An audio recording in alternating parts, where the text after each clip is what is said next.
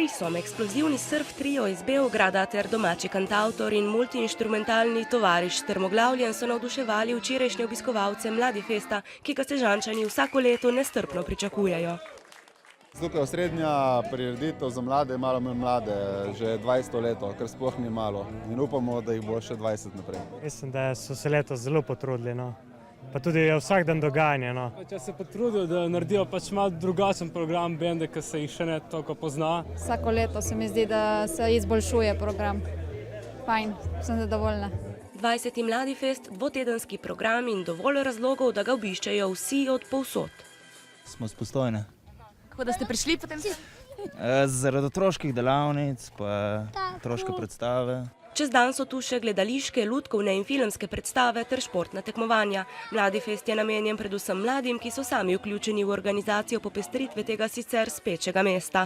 Škoda je, če se ti vrneš z Ljubljane študija in tako prideš v en kraj, tako je Sežana, ko se nič ne dogaja drugače.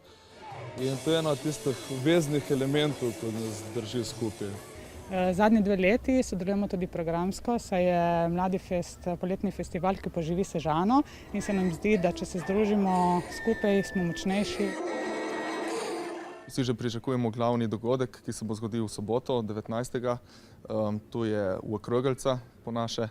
Na tem zaključnem koncertu bodo nastopili Klemen Klemens Dabzilo, Gatuzo, Punčke in ostali.